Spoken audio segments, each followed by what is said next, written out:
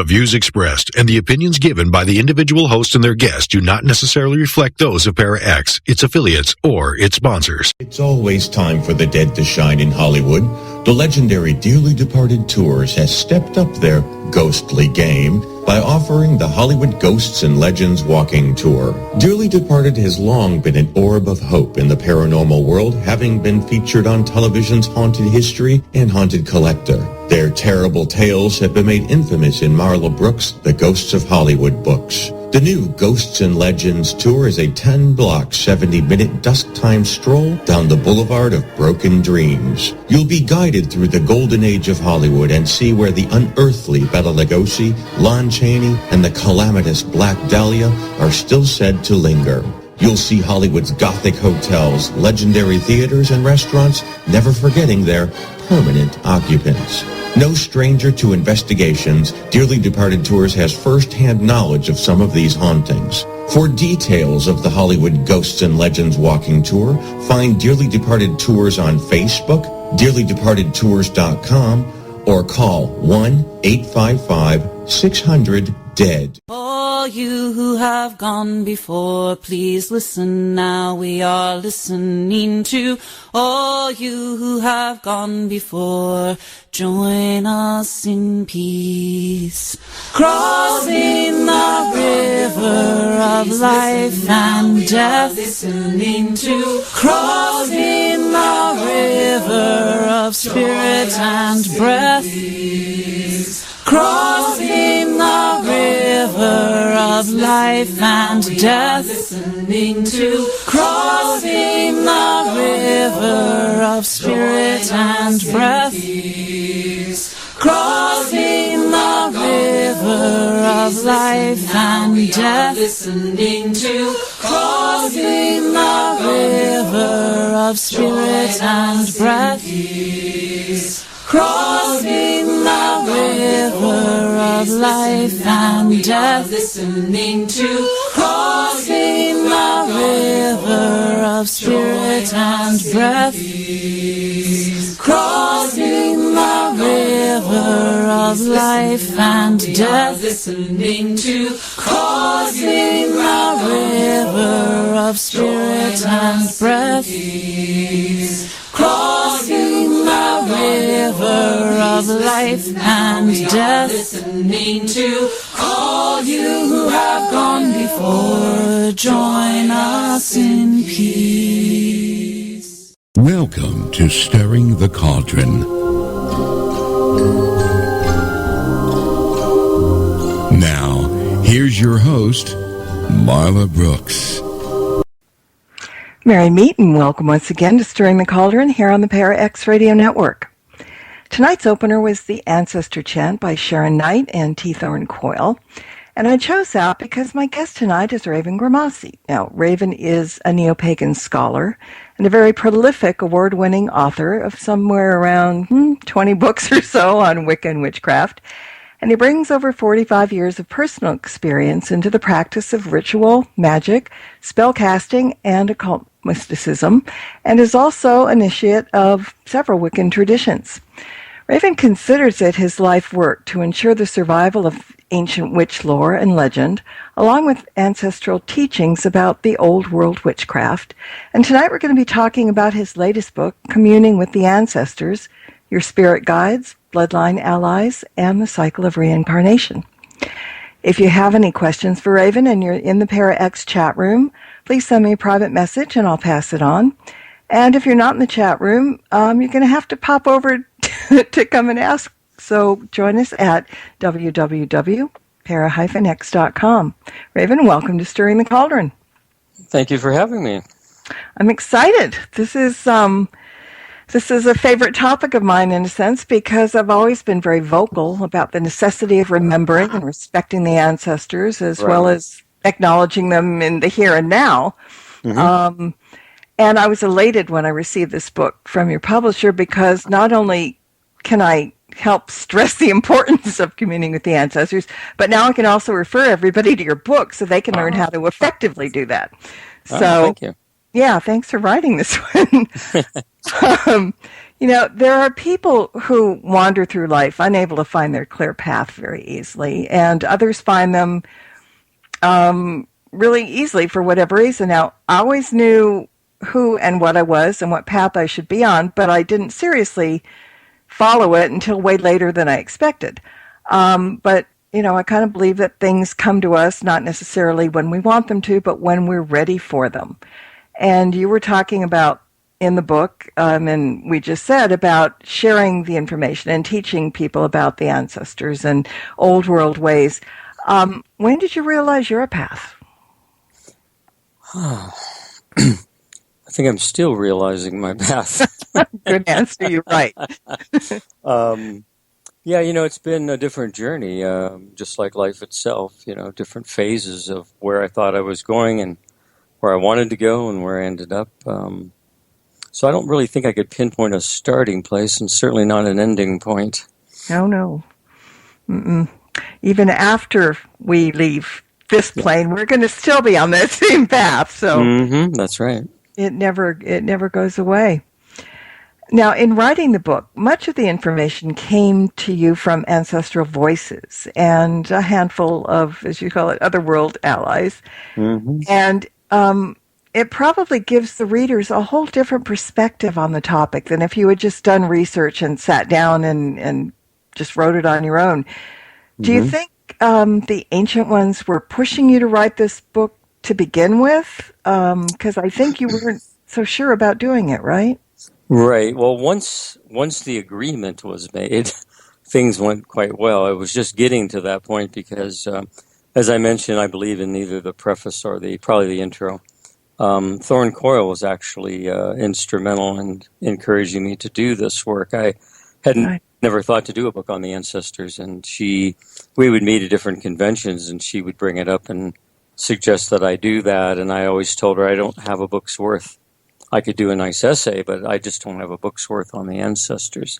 So she said, well, go to them and talk to them and see, So I did and got nothing and told her that. And she said, try again, So I went back and tried again and nothing.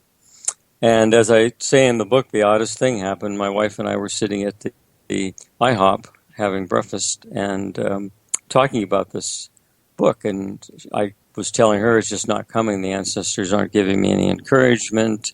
I don't think I have a book's worth. I said, I'm not going to write this book. So we left the restaurant, got in the car, went to start up the car, and right in front of us, this semi-truck pulled in, the long trailer. And there was one word and one word only on the trailer, and it was ancestral. And there was no website, no phone number, no address, no company name, just this one word stretching the entire length of this truck, ancestral. And my wife looks at me and she goes, so? Looks like I'm writing a book on the ancestors. Yeah, they're not usually very subtle, are they? But it was a challenge because I normally sit down and write kind of from my personal knowing and then try to expand upon that.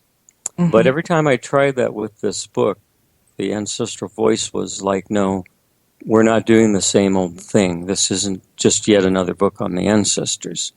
Mm-hmm. So you need to get out of the way and let this book be written.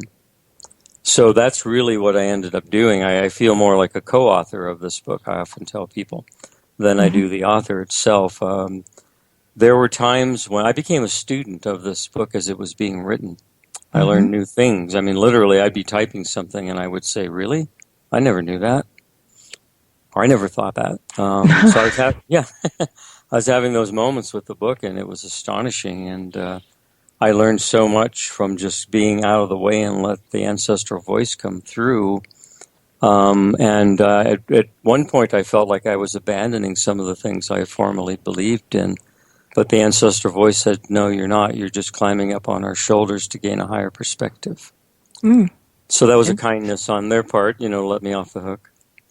Right. But we had this journey, my ancestors and the ancestors, because this was what Thorne was saying, Coyle. She said, don't write about your ancestors, write about the ancestors. And that's really how the book came to be. Mm-hmm. I like what you wrote about how some people believe that ancestors are only in the past, but in Right. truth that they're conscious beings and not all detached at all from the world of the living. Right. Why do you think they're so interested in us in the current times? Right. Well, they once lived on this planet, and Right. they have what was passed to me by the ancestral voice is that just like a person has a purpose or a goal in life, our blood lineage line does as well. That blood lineage line is trying to accomplish something it's set out in time to do. Mm-hmm. And this is why the ancestors have a vested interest in us, because we are the living stewards of the bloodline.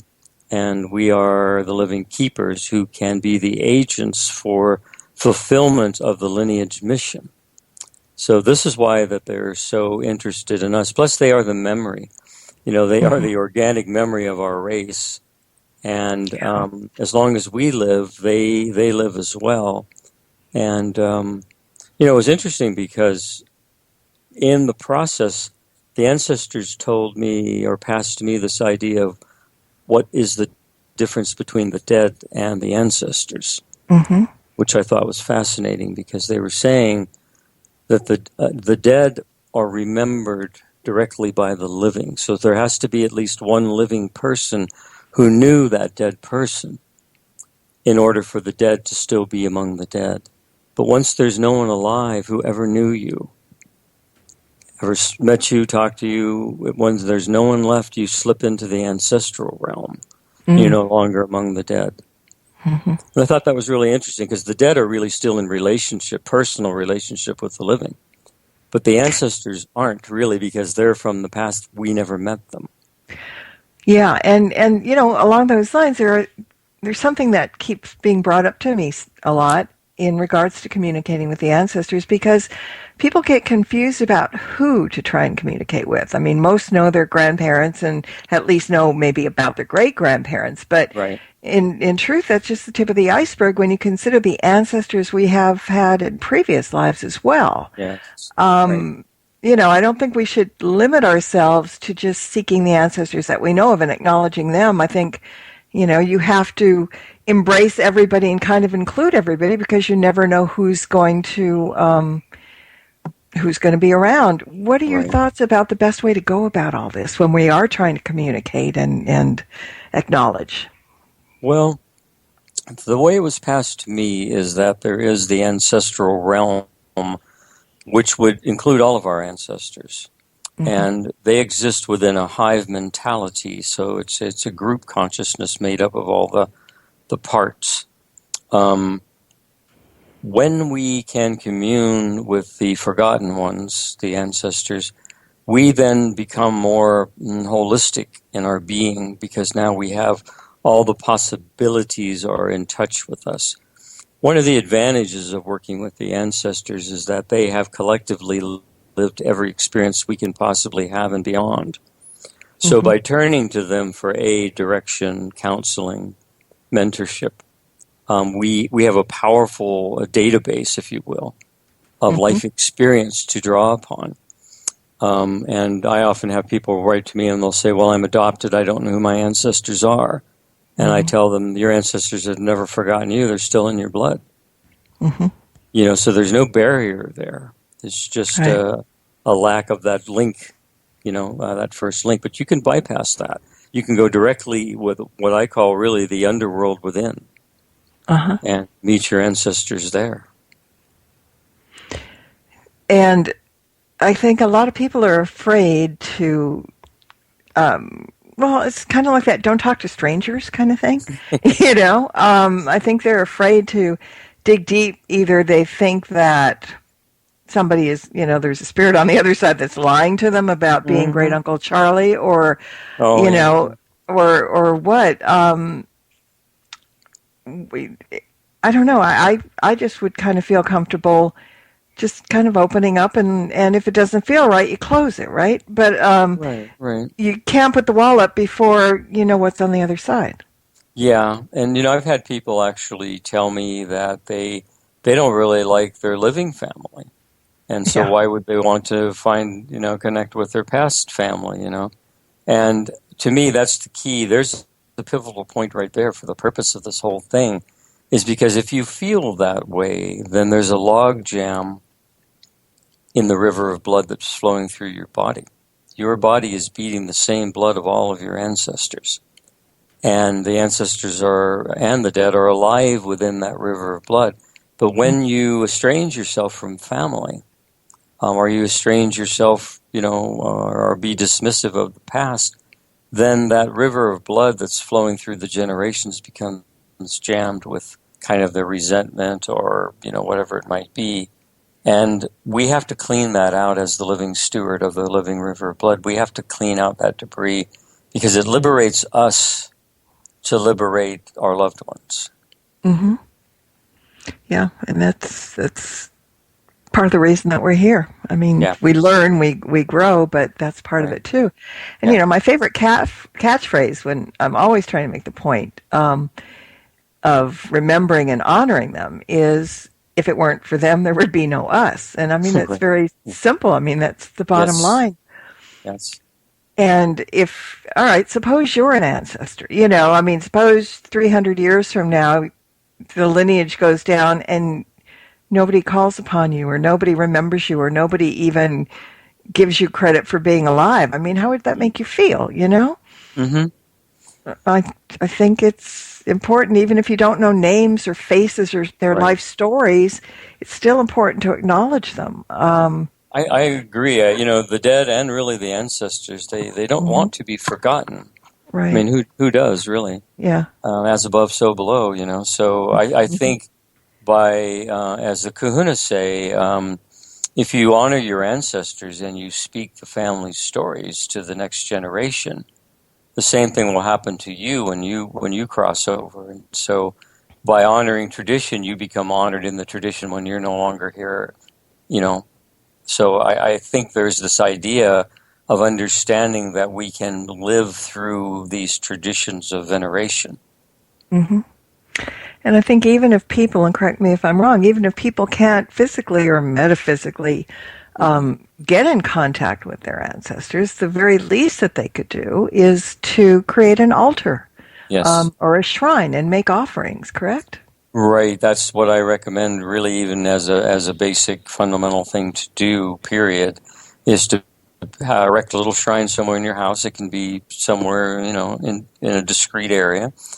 But all you really need to do is put some symbolic items that represent your lineage.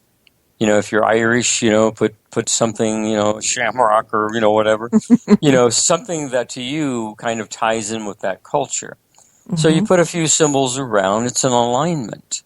Kind of brings you into, help you interface with the ancestors. And then I always say put at family occasions, weddings, marriages, weddings, birthdays, funerals, and whatever it might be, put food offerings on the shrine. Invite the ancestors to be part of this living river of blood that's still flowing.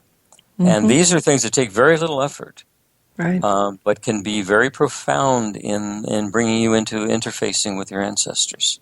Mm-hmm.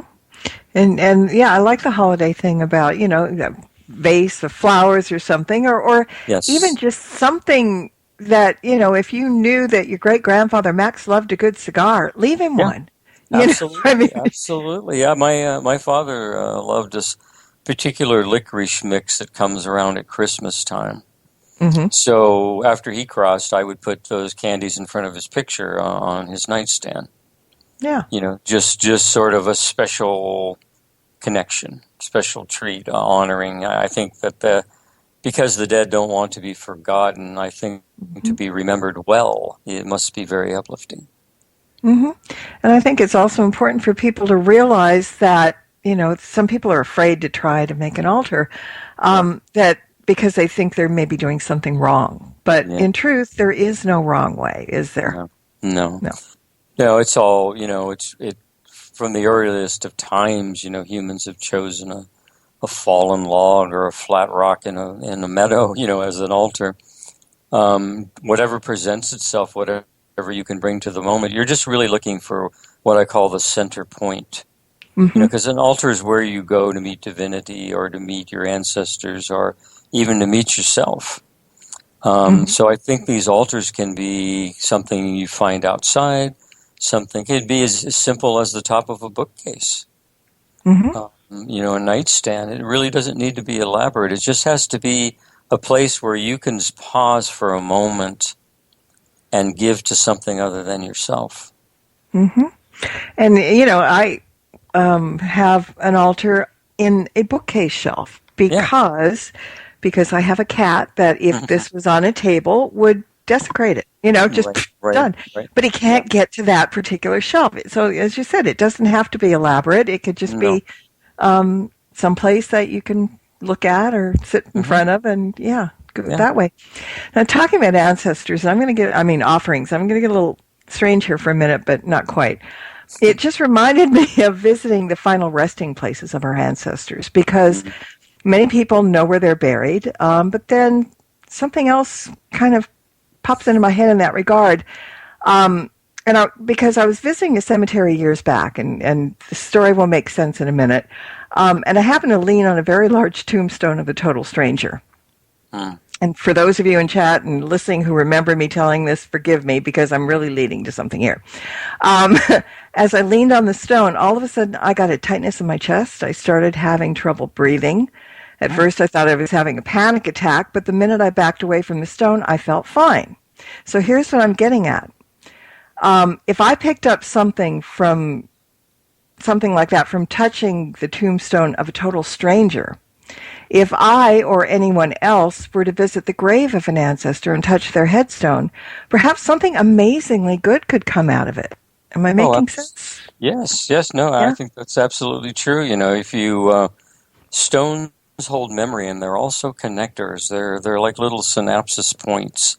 One of the things that if you've ever noticed, if you've ever been to an ancient site where there's standing stones, the first thing that people do when they enter these sites is what? They put their hands on the stone, as though it's a genetic memory to do that, They put their palms up against the stone, and I think that part of the purpose of these sites was to have the stone retain memory of what had happened there, of the songs, the dances, the rituals, the veneration.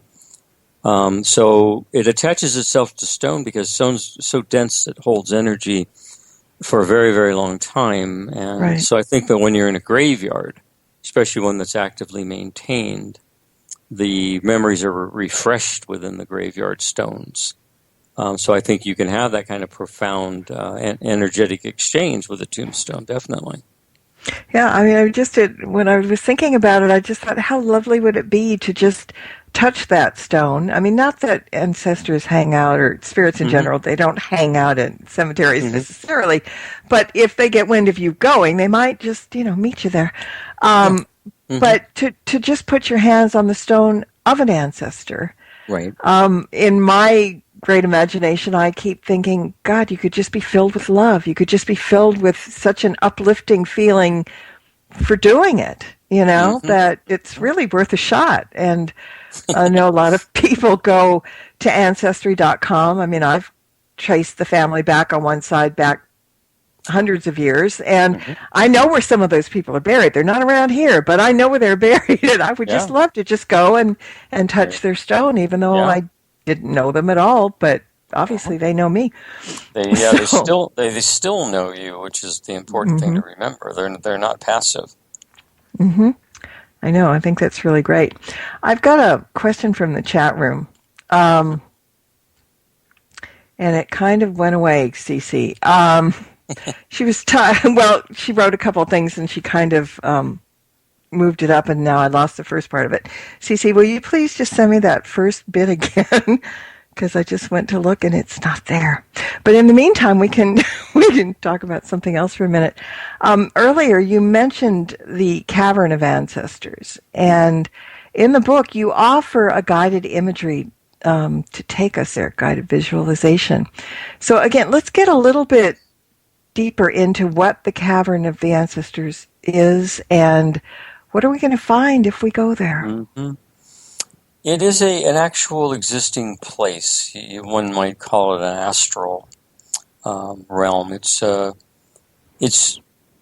agreement of consciousness in which the ancestors meet us in this one particular place that we can enter into as well. So it's kind of a halfway point between their realm and ours. It's in between the two. And it really holds the memory where you can actually meet with the ancestors.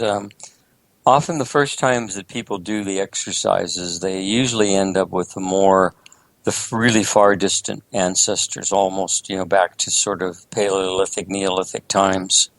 Mm-hmm. And so the connections are rather odd, because there's no language, there's no, But the more that you press and stay and venerate, all of a sudden there becomes figures, historical periods that you can actually identify, that the people around you are dressed, in the 1700s or whatever. You can actually get there after you work with this technique for a while. But it also allows the ancestors to see us and to refresh that memory, because they've never really met us in the human persona we're wearing now. Mm-hmm. But by joining together, we see through their eyes to the past, and they see through our eyes to the future. And I think that that's a very powerful thing. They're willing to share their wisdom and knowledge, and they ask from us to be the eyes that they can look out into this world from the past. So it's kind of for people that might be familiar with the Akashic realm, kind of the same theory, isn't it? It's close, yes. The idea that things are remembered. The Akashic records seem more to me about actions, thoughts, and things that are preserved in the mantle of the earth somehow energetically, almost like on a hard drive. Mm-hmm. If you could access the files, you could pull up the data. Whereas the ancestral realm is more sentient, self-aware and self-directed. One of the things, for example, that the book deals with, which isn't in most books on the ancestors, is the idea of reincarnation. Right. And as people say, well, if everyone's reincarnating, then who are you talking to? If you're talking to your ancestors, haven't they already, gone through rebirth? Mm-hmm. And so I tackle that with their help in this book to talk about this whole relationship of reincarnation and who's guiding it and why the ancestors are involved in it to begin with. So that's all sort of touched upon in the book. Well, in regards to reincarnation, is it possible to call upon an ancestor that we once were? I'm asking that because there was a show on years ago where people were at a haunted location, and the medium in the group said that the spirit that this man was seeing and speaking to had identified himself as the past incarnation of one of the living people in the room. Oh. That ancestor spirit was now face to face with himself hundreds of years later, supposedly.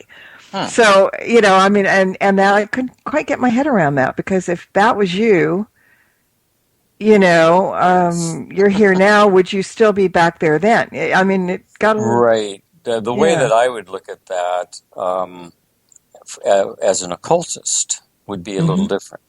Mm-hmm. I would say that that person that was haunting was still among the dead and had not gone into the ancestral realm yet.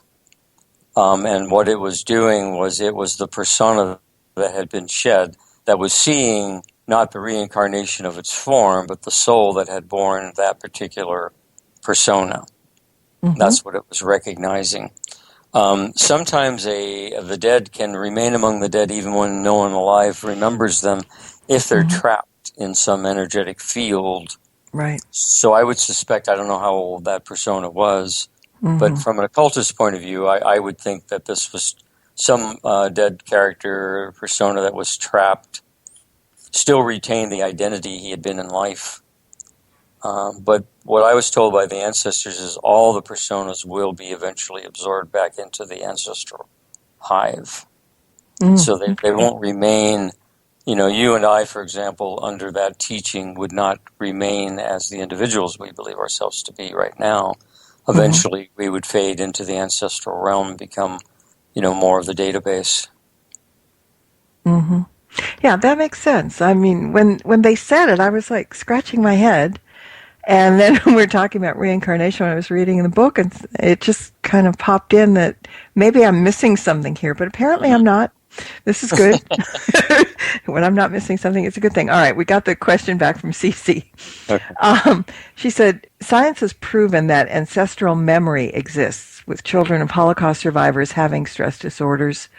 Does your guest agree that the genetic memory does exist, and how can a person overcome that memory?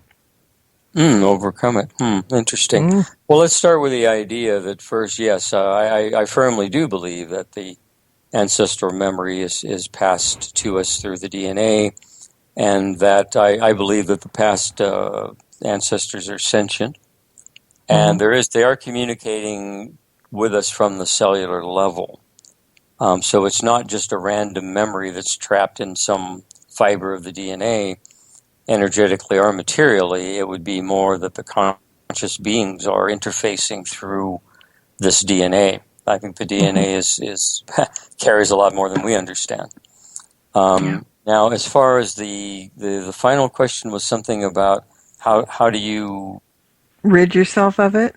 Rid yourself of overcome. Well, overcome. Rid yourself. Yeah. Yeah. Well, again, it's breaking up the logjam. Because what you really need to do is integrate it, interface with it, and redeem it. I have a section in the book that talks about how to do that, because sometimes things are off or the resonance isn't quite clear enough. You got to do some fine tuning. So if there's bad juju in the ancestral energy that you're feeling, there's a logjam. You need to redeem it. And the idea that the ancestors passed to me is because we are the living stewards of the blood lineage that we are right now. If you're German, French, whatever, you are the living representative of that bloodline. So we call you the steward of that bloodline. Now, in days of old, a steward served in place of a king. So it's really a noble office. So you can, by the authority of being a steward of your blood lineage, you can turn around and redeem the ancestors, forgive them, pardon them, whatever the case may be, through your office, if you will, of steward. So that's one way you can dissipate this negative energy, is you can literally say to your ancestors, as steward of our lineage, I release you from that which binds you, or that which creates disharmony, or whatever it might be that you're feeling. I release you as the living steward of our bloodline. And there can be a very energetic exchange that will heal that. Well, yeah, and I was reading in the Redemption and Healing about in the book, and you speak of what you just said, that the ancestors, some of them need to be released from the energy of misdeeds or serious wrongdoings or whatever, and we can do for them, and what we can do for them, we can, in sometimes a major way, relieve the burdens, as you said, that they might be carrying, but they're also around to help us. Yes. We can help them, and in some cases, they can help us with, I think, if I'm not mistaken, we're talking about maybe chronic illness throughout the family, something like that. So it's a win-win situation because we help them, they help us, and it all kind of works out. Right. There's one technique which they were passing to me about diseases, because our ancestors have had every disease probably there you can think of. Right. So then there's also the ancestors who survived all of those things, and both of those ancestors are in our DNA. And this is where the problem, as above, so below, is this predisposition to disease that people have. Because there's cancer in your family, there's, whatever. So that's where the vigilance needs to take place, and that's where you can turn to your ancestors and say, I now have this disease, and I call upon my ancestors who survived it and those who never had it to now come to my aid and genetically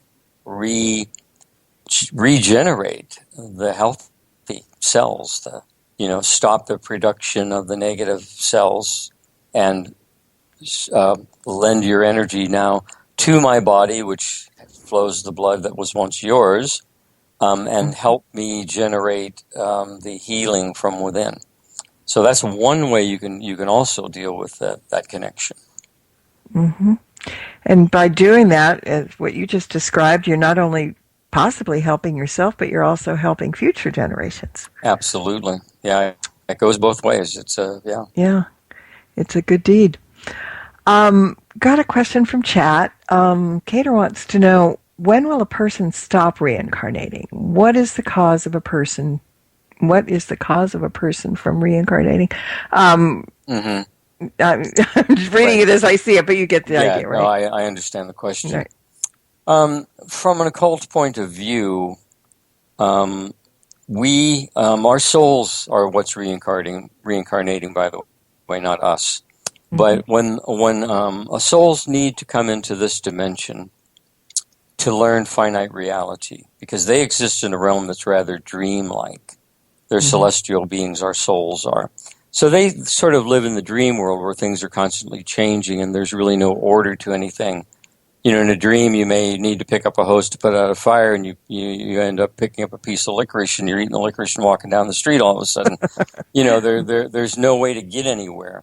So souls have that natural consciousness, but what they learn here is reality on the finite level, where there's step 1, 2, 3, and 4 to something. Time is linear. Things are sequential.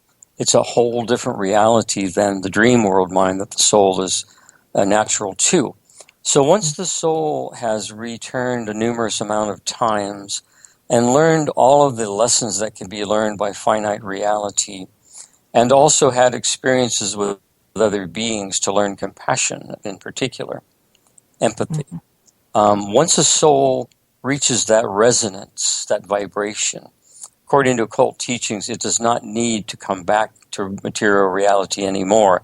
It begins rebirth within spiritual realms, as above, so below. But some of these souls who don't need to come back again because they've liberated themselves from the wheel of rebirth, sometimes they will come back as a sacrifice. And they become the avatars, like Buddha and Krishna, and, you know, these were souls that didn't need to come back anymore, but came back because they had great compassion for the plight of people stuck in material reality. So anyway, that's a short answer. A soul will no longer be reborn when it has learned all the lessons that material existence can provide it. Okay. Sherry just asked a question, but I need a little more clarification. Sherry, can you clarify what you mean by that, please? All right, sorry. Just have to figure some of this stuff up. In the meantime, who are the spirit riders? The spirit riders. This was something new that came through the book. There are very, very old stories about the ancestral spirit, and they're retained in the myths of the Mayans and in the myths of the ancient Hawaiian kahunas, about that an ancestor can leave the hive memory and journey to abide with a living, you know, let's say you or myself, a living agent of that lineage. And it takes on the form of a serpent. And it looks very much like our spine, and it sort of interfaces with us by overlaying itself in our spine. But it bears in its mouth, which is, when you look at the imagery, the mouth is right about the third eye, and so this eye is popping out of the serpent's mouth, and it is the ancestral eye. We as the living allow the spirit rider to come and look out this ancestral eye into the world that its descendants have created. And so the ancestors sort of take all that in for their collective knowledge. Then as a thank you, they turn that eye around and look at us in that eye, and we actually go down that eye, down through the serpent, out through its tail, and back into the ancestral realm. So we really get a moment to be imbued by the ancestral hive. Very, very powerful thing. So I developed a technique to work within the book called the Spirit Writer. It's just one way to intimately interface and connect with the ancestors. I I'm like hoping that. people will use it. Yeah. Yeah, and there's a whole lot of things in the book. I mean, this book is very interactive. You know, you're not just sitting down and reading a book. There are exercises, there are, you know, guided visuals and stuff. I mean, it's the whole package. So if anybody's, well, I might not understand what they're talking about, it's written very, very plainly. It's not like, you know, a college textbook where you got to beat your head against the wall. It's not. It's easy. It's an easy read. It's easily understandable, and you can participate. You can not only learn and read about it, you can participate in this, and that's what I think is so important. It just there's something for everybody, and then some is, I guess, what I'm saying. Yeah. Well, thank you for saying that. It's a different book than any I've written before. The voice is even different. People who have read my books over time have said, wow, there's a different voice here. And one friend of mine said, well, you know, it's like your other books talked about what you've learned and, you know, sort of your knowledge and wisdom or whatever you might say about someone. They said, but this book, along with your last couple of ones, shows us you, the practitioner. Not the teacher, but the practitioner. And I thought that was a very high compliment. Because the book is written very simple. It's not a complicated subject. Some people might think it is, but it's just so simple, and the ancestors are with you on each page. It's just amazing. Yeah, and I mean, I know what it's like. It's kind of like divine intervention when you're writing something. As a writer, I did a book where I didn't know what was coming up on the next page. It was more like reading a book than writing it. Exactly. And that's what made it so exciting. I mean, you know you're getting help then. You know, and then especially when you go back and start doing the editing and you go, wait a minute, I couldn't have possibly been that brilliant. You know, I didn't write that. You know, it came from something else. I've had that experience when I had to read the proof before it went off to the printer. I sat and had to read the book over again, and there were sections in there, like you said, I swear, I never wrote that. I never saw that. I don't even remember that being in anywhere in what was going on. But there it was nonetheless, and it was good stuff. Yeah, and it's exciting to sit there because it's not like work. It's like it's like you're a student and your fingers are moving and your brain is supposedly working, but it's not really because you're just hearing things and getting messages and it's flowing through you. And it's an amazingly good feeling. And to be the student and to be the one that's receiving this, just knowing that you can is kind of a great feeling as well. Right. Yeah, I felt my role was to take everything that was flowing to me and put it into cohesive modules that relayed the core essence of what was trying to be said. So each chapter is hopefully taking people through kind of the spiritual feeling and along with the teachings, just hearing about the process of the ancestors, the idea of how powerful your breath is, because on your breath is the vapors of the blood that's flowing through your lungs. You know, and so it keeps repeating these themes of the life breath that once was in the ancestors' lungs, the blood that flowed through their bodies. It's all within you now, which means all of them are within you now. And to realize how much power that bestows upon us. People probably have never stopped to realize what that means to be the steward of your living lineage. It's powerful. It's a job. It's a title. It's an office. Part of the process is what it is, basically. All right. The question that I was looking for, she said, can people see the other side from here? So I wrote back, I said, well, mediums do it all the time. You know, I didn't know what she was getting at. I said, did you mean something different? She says, well, I thought only mediums spoke with those on the other side. But she says, but like spirit and their world, can regular people, I guess, open up and see that? Sure. I think mediums have just honed their skills. You know, I don't believe you have to be one. I think that they can be very effective. But we have to remember, again, our personal power. This is what people forget. We are immensely powerful beings. So, you know, it's very simple to communicate with the spirits around us. Our ancestors have for countless centuries. So all we need to do is remember who we are, that we are the living steward of a lineage that goes back to the very beginning of time. All of our ancestors had to live long enough to reproduce in an unbroken chain for us to be here. So we've come a long way, and now we stand at the end of this river of blood. You can easily talk to spirits. You can easily hear what spirits have to say. You just have to accept that you have the ability to do that and make it so. You can start very simply by it's easier to communicate with the dead because they're still around us more than it is the ancestors. But either way, what I do is I always include the symbol of a human skull on my altar. And I put a red candle on top of that skull.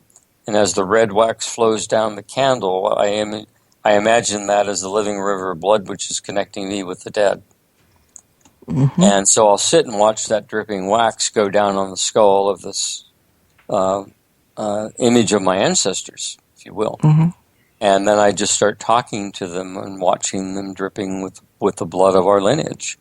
And it's a powerful way to begin finding a way to communicate with them.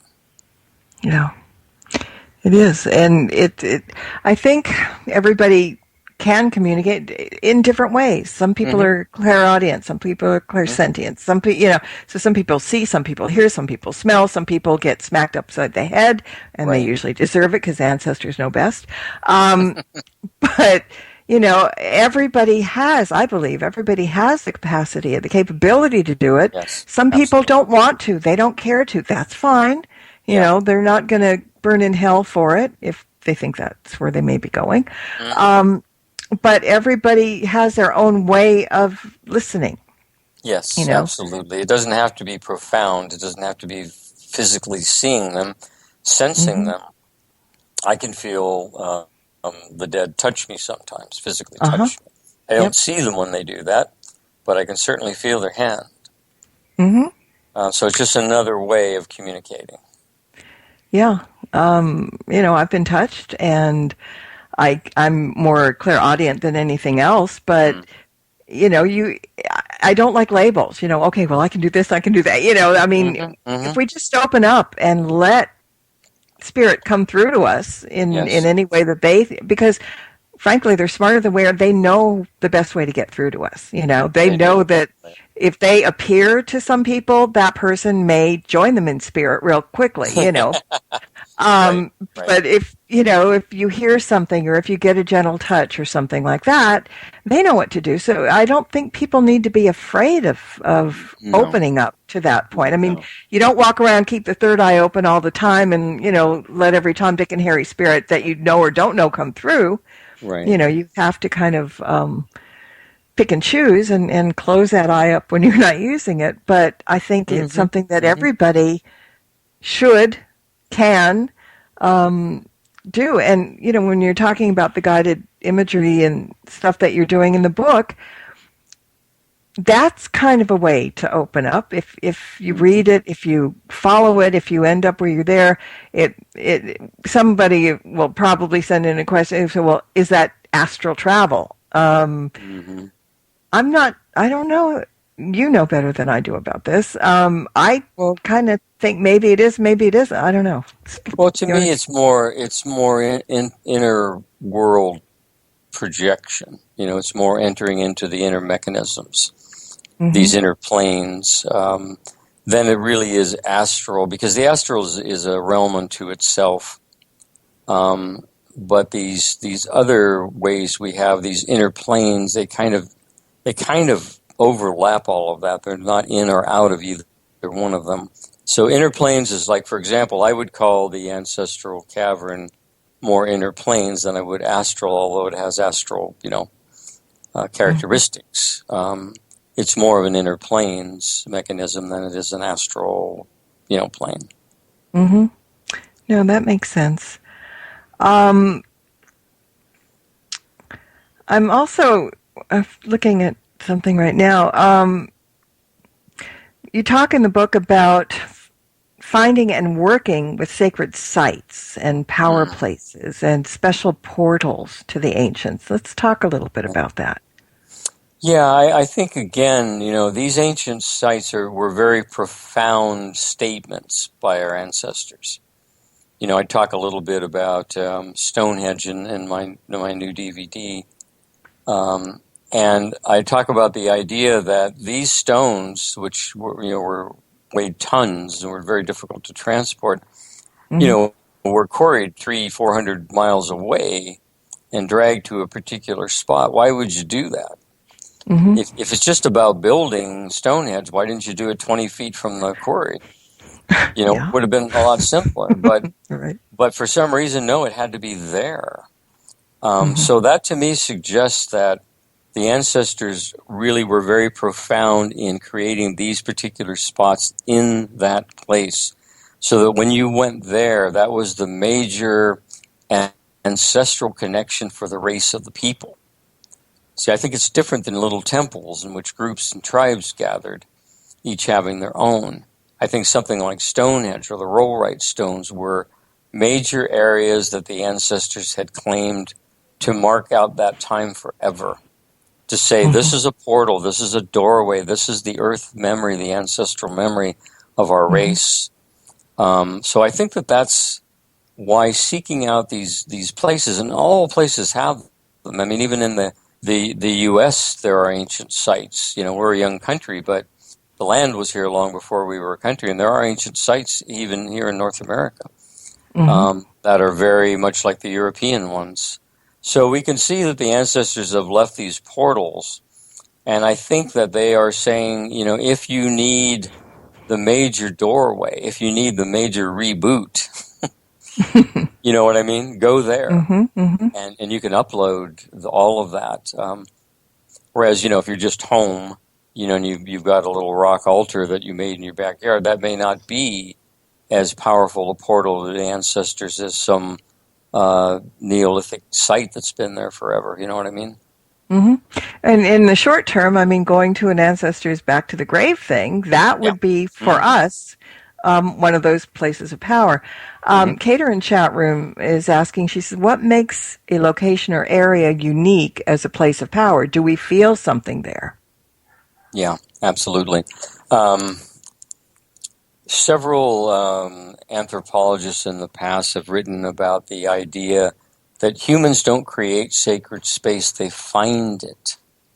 And so none of these ancient sites were just arbitrarily, let's call this sacred and build a site here. They felt sacredness before they built the site. There was something more special, something more resonant, something more something in that one area there than even 100 feet away from it. And so the ancestors found these areas, and then they erected stones and monuments on them to mark them, to show people this is where it's at. This is one of those centers.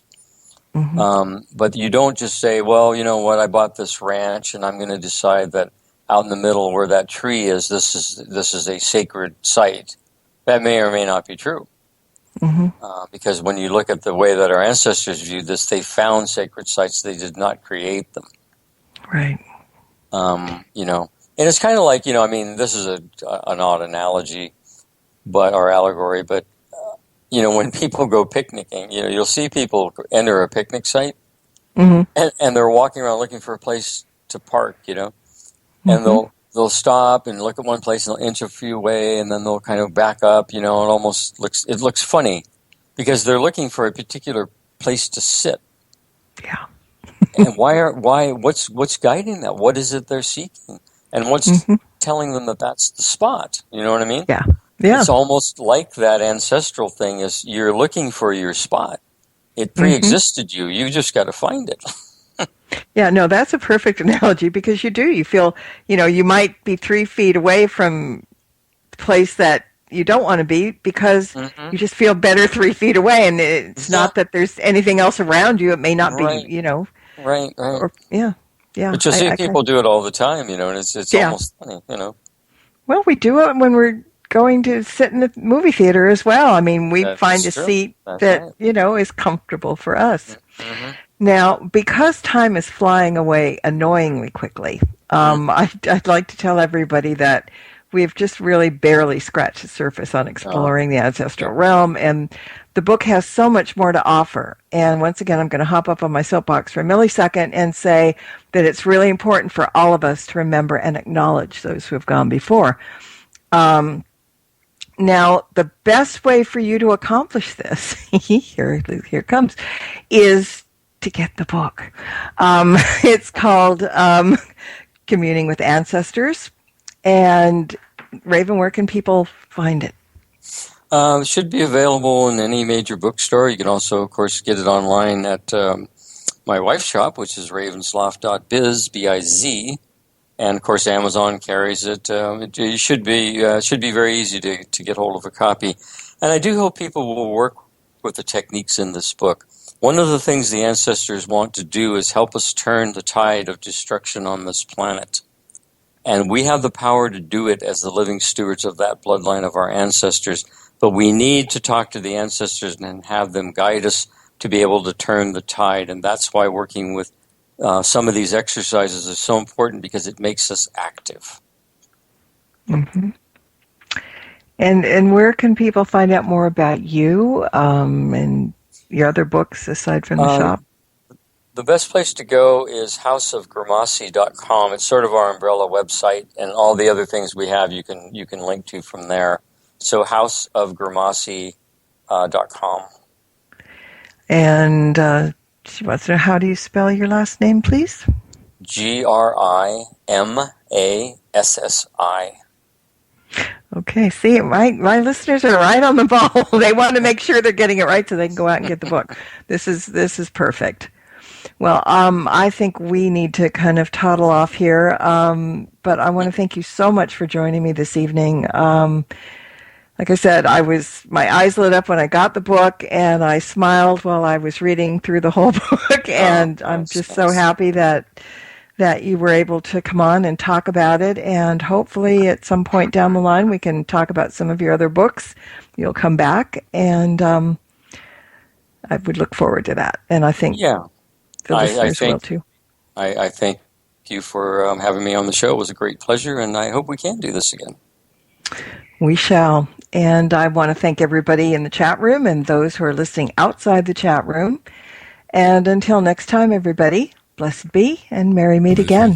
Good night. Edition of Stirring the Cauldron with Marla Brooks. Be sure to tune in next week at this same time for another great guest and more cauldron stirring. Any rebroadcast or other use of this program without explicit permission is strictly prohibited. Copyright 2014. Moonlight Hall by Kevin MacLeod. Licensed through Incompetech.com.